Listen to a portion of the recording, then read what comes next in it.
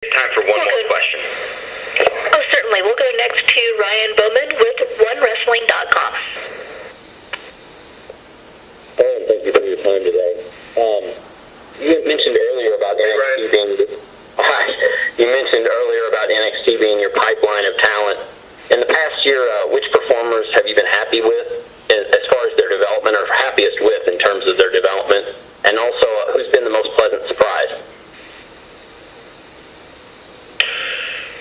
Well, that's a tough question, because there's so many talented individuals down there, and I assume you're asking me it from the who I see that change at the NXT level. Yeah, I guess over the last 12 months, obviously you're always refreshing the roster there, but who have you seen that's really stepped up? And I guess more someone that came in and they were even more than you expected over the last calendar year. Yeah, I see changes on everybody, and even talent that, you look at Adam Cole, a guy that came in with a wealth of experience from places and a sort of a brand built and a following and all that.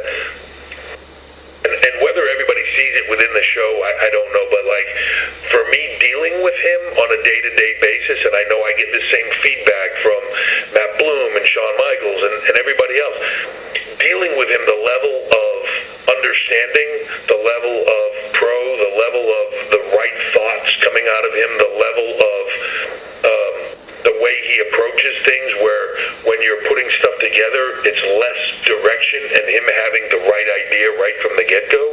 That level of improvement is huge. He's changed so much in the period of time that he's been with us.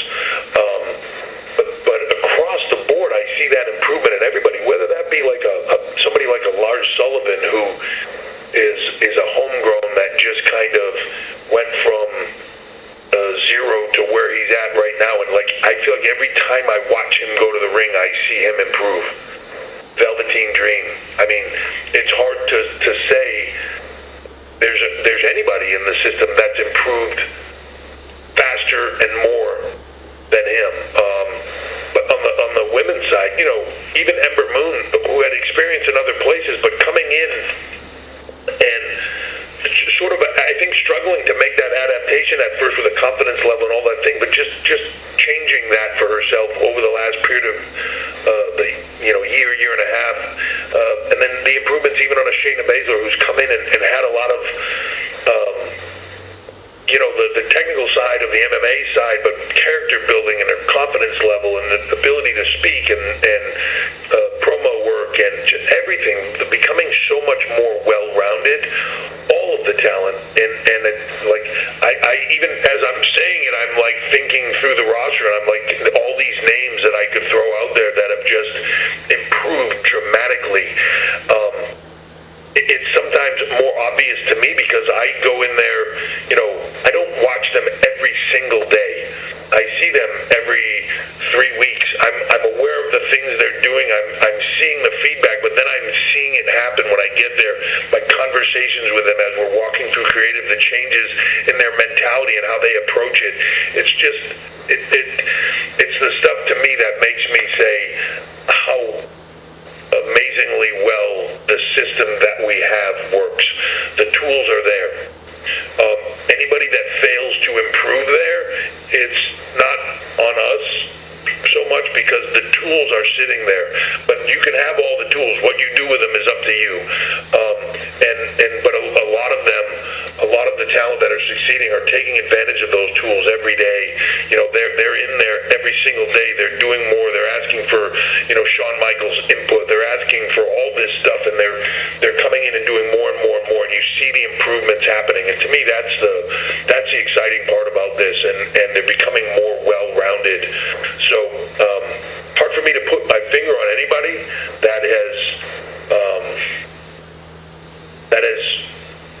stood out more than anybody else. Even guys like Pete Dunne or from overseas that were not as hands-on every single day. The change in him from when I first met him and we started doing stuff and then got to the UK tournament to where he is today as a performer, putting things together, his mentality, all that stuff, the way he sees stuff, it's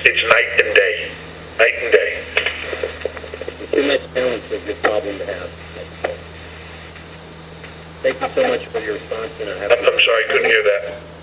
I said having too much talent is a problem to have. And we're having a hard time hearing. Yeah. I agree. If you're on a speakerphone, Mr. Bowman, you might try taking yourself off speakerphone. I just wanted to thank you for your response and say it's a good problem to have too much talent. Yeah, no, it's a great problem to have. I'm excited for the future. I'm excited about, it's funny too sometimes that I think when we talk about the talent in NXT and then you look at some of the talent that are now getting ready to boil up, it takes time to build things from zero and to learn this business from zero. But when you look at some of the talent we had with either no experience or minimal experience coming in and handling things at a level that, it's just amazing to see. I see Braun Strowman on the main roster all the time, and I think about meeting him for the first time a few years ago as just this big, booming personality, strongman that had never stepped through the ropes before in anything, and I look where he is today and the success level that he's had and what he's picked up and his journey along that. To me, that's a shining example of the system in its best form.